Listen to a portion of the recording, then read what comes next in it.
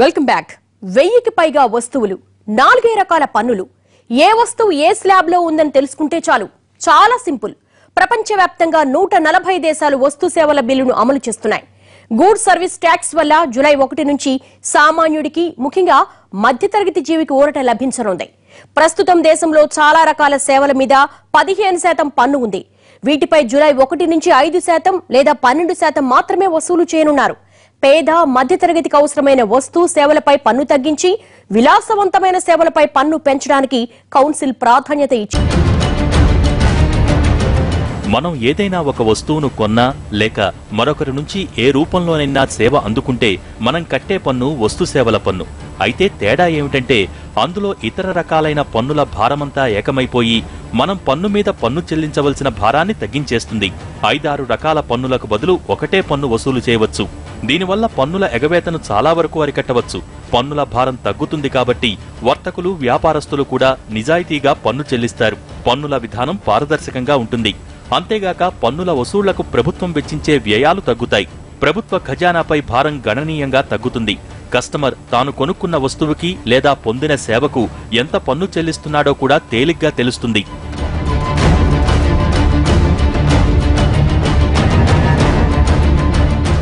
ఎందుకు ఇప్పుడు food products తగ్గి ఎగ్జామ్స్లో పడేశారండి. అంటే 0%, పాలకు 0%. అంటే మామూలుగా అందరికీ కావాల్సినవి ఫుడ్ ప్రోడక్ట్స్, ఫుడ్ గ్రెయిన్స్, పాలే కదండి. దానిపైన అసలు ట్యాక్స్ లేకుండా చేశారు. ఇంతకుముందు 5% వరకు కట్టేవాళ్ళం.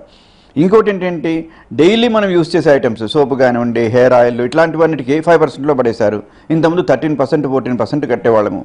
కాబట్టి తప్పకుండా మిడిల్ క్లాస్ పర్సన్స్కి లేకుంటే సామాన్యులకి బాగా ధరలు తగ్గి వాళ్ళకి ఉపశమనం కలిగించే అవకాశం అయితే ఉంది. తాజాగా కౌన్సిల్ సమావేశంలో నిర్ణయించిన ప్రకారం మాంసం, చికెన్, గుడ్లు, పాలు, పెరుగు, సహజంగా దొరికే తేనె, తాజా కూరగాయలు, బ్రెడ్, స్టాంపులు, జ్యుడిషియల్ పేపర్స్, ప్రచురించిన పుస్తకాలు, వార్తాపత్రికలు, గాజులు, చేనేత వస్త్రాలపై ఎలాంటి పన్నులు ఉండవు. ఇక 5% పన్నుల పరిధిలోకి వచ్చే వాటిలో milk powder, branded paneer, masala దినుసులు, పిజ్జా బ్రెడ్, సగ్గుబియ్యం, ఔషధాలు, గుండె ఆపరేషన్ల సమయంలో వాడే స్టంట్లు, లైఫ్ బోట్లు ఉన్నాయి. నిల్వ ఉంచిన మాంసం ఉత్పత్తులు, వెన్న, జున్ను, నెయ్యి, ప్యాకేజీగా వచ్చే డ్రై ఫ్రూట్స్, పండ్ల రసాలు, ప్యాకేజ్డ్ తినుబండారాలు, ఆయుర్వేదిక్ మెడిసిన్లు, టూత్ పౌడర్ లాంటి వాటిని 12% పన్ను పరిధిలోకి తీసుకొచ్చారు. అంటే ఈ వస్తువుల ధరలు జూలై 1 నుంచి తగ్గనున్నాయి. ఈ రకరకాల వస్తువులను ఇప్పుడు దాదాపు 1211 వస్తువుల ఒక రకంగా చెప్పాలంటే వర్గీకరణ లాంటిది. ఎందుకంటే రకరకాల స్లాబ్స్ పెట్టి 5% నుంచి దాదాపు 28% దాకా ఒక రేంజ్ తీసుకొని 12-18% అట్లా కొన్ని ఒక స్లాబ్స్ పెట్టుకొని రకరకాల కమాడిటీస్ని ఈ స్లాట్స్లో వేయడం జరిగింది. పేద, దిగువ మధ్యతరగతికి ఊరట కలిగిస్తూనే పన్ను ఆదాయం పడిపోకుండా చూసుకునేందుకు దైనందిన జీవితంలో వాడే FMCG వస్తువులైన సబ్బులు, పేస్టుల్ని 18% స్లాబ్లోకి తీసుకొచ్చారు. పాస్తా, కార్న్ఫ్లెక్స్, రొట్టెలు, కేకులు, సాసులు, soups, ice cream, instant food mixes, mineral water, notebooks, steel products, కెమెరాలు, కంప్యూటర్ మానిటర్లపై 18% పన్ను విధించనున్నారు. పెట్రోల్తో నడిచే చిన్న కార్లపై 28% పన్నుతో పాటు 1%, డీజిల్తో నడిచే వాటిపై 3% సెస్ విధించనున్నారు. లగ్జరీ కార్లపై 28% పన్నుతో పాటు 15% సెస్ విధించనున్నారు. పెద్ద పెద్ద కార్లు, 1500cc కంటే ఎక్కువగా ఉన్న కార్లు, 350cc బైకులపైన పన్నుతో పాటు సెస్ విధించనున్నారు. వ్యక్తిగతంగా ప్రైవేటు విమానాల్లో ప్రయాణాలపైన ఇలాంటి పన్నులే విధించాలని కౌన్సిల్ నిర్ణయించింది. అంటే జూలై 1 నుంచి ఏ కారు కొనాలన్నా కాస్త అదనపు భారాన్ని మోయాల్సిందే. చాలా పన్నులు అంటే ఇప్పుడు రాష్ట్ర పన్నులన్నీ రద్దయిపోతాయి. ఎక్సెప్ట్ ఏంది రిజిస్ట్రేషన్ ఛార్జెస్, ప్రాపర్టీ రిజిస్ట్రేషను, అటువంటివి కొన్ని తప్ప మిగతా ఏదైతే పన్నులు ఉన్నాయో వ్యాట్ అనండి, సర్వీస్ ట్యాక్స్, ముఖ్యంగా సేల్స్ ట్యాక్స్, ఇవి ప్రధానమైనటువంటి ఇండైరెక్ట్ ట్యాక్సెస్. ఈ ట్యాక్సెస్ అన్నీ లేకుండా పోతే ఒకటి ట్యాక్స్ విధానం వచ్చేస్తుంది. అది సేవ్ అయినా కానీ లేకపోతే వస్తువు అయినా కానీ ఒకే ట్యాక్స్, ఒకే విధానం. అది క్రమంగా ఏమవుతుంది కదా అంటే రేషనలైజేషన్ అయిపోతుంది. కౌన్సిల్ నిర్ణయాల ప్రకారం మొత్తం 1211 వస్తువులు, సేవల్లో 7% వస్తువుల మీద ఎలాంటి పన్ను లేదు. 14% వస్తు సేవల మీద 5% పన్ను మాత్రమే విధిస్తారు.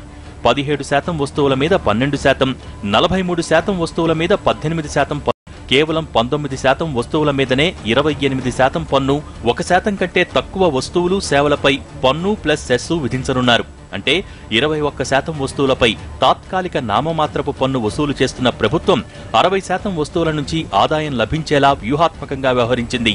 ప్రభుత్వం నష్టపోకుండా, వ్యాపారికి నష్టం రాకుండా, వినియోగదారుడికి మేలు కలిగేలా వ్యూహాత్మకంగా స్టాక్ మార్కెట్లో జీఎస్టీ కౌన్సిల్ సమావేశం ఉత్సాహం నింపింది. ఎఫ్ఎంసీజీ ఉత్పత్తులు, soaps, hair oil, toothpaste వంటి వాటిపై తక్కువ జీఎస్టీ రేట్లను నిర్ణయించడంతో ఐటీసీ, హిందుస్థాన్ యూనిలీవర్ లాంటి ఎఫ్ఎంసీజీ షేర్లు దూసుకెళ్లాయి. దీంతో ఎఫ్ఎంసీజీ ఇండెక్స్ 3.42% పైకెగిసింది. Power, banking, metal, realty, capital goods, auto సూచీలు కూడా లాభాల్లోనే ట్రేడ్ అయ్యాయి. మరోవైపు రూపాయి కూడా పుంజుకుంది. నేటి ట్రేడింగ్లో ఇండియన్ కరెన్సీ డాలర్తో పోలిస్తే 6 పైసలు బలపడింది. జూలై 1 నుంచి పరిస్థితులు ఇంకా మెరుగ్గా ఉంటాయంటున్నారు మార్కెట్ నిపుణులు. జీఎస్టీ అనేది ఒక రకంగా ఇండస్ట్రీ పరంగా చూసినట్టు అయితే ఒక సర్టనిటీ ఆఫ్ కాస్ట్. ఎందుకంటే రాష్ట్ర ప్రభుత్వాలు కానీ అటు సెంట్రల్ గవర్నమెంట్ కానీ రకరకాల ఇప్పుడు వ్యాట్ కానీ మన ఎక్సైజ్ కానీ అట్లా రకరకాల ఏవైతే మనకు ఒక వెరైటీ ఆఫ్ ట్యాక్సెస్ ఉన్నాయో ఈ ట్యాక్సెస్ అన్నిటినీ కూడా రేషనలైజ్ చేసి ఒక్క ట్యాక్స్ స్ట్రక్చర్లోకి తేవడం మూలాన ఏ కమాడిటీ ఎంత ట్యాక్స్ విధింపబడుతుంది అనేది ఇన్వెస్టర్కి ఒక రకంగా ప్రెడిక్షన్కి కొంత more stable tax structure. So అంత మేరకు ఇన్వెస్టర్కి అది ఒక అడ్వాంటేజ్. జీఎస్టీని అమలు చేసేందుకు కేంద్రం అన్ని రకాల చర్యలు తీసుకుంటోంది. ఏపీ, తెలంగాణ అసెంబ్లీలతో పాటు అన్ని రాష్ట్రాలు జీఎస్టీ బిల్లును పాస్ చేశాయి.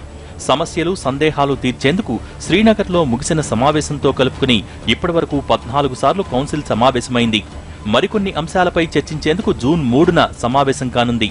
అయితే జీఎస్టీ అమలు చేయడానికి అవసరమైన విధంగా అధికారులను తీర్చిదిద్దటం, వారికి శిక్షణ ఇవ్వటం ప్రభుత్వానికి కత్తి మీద సాములా మారింది.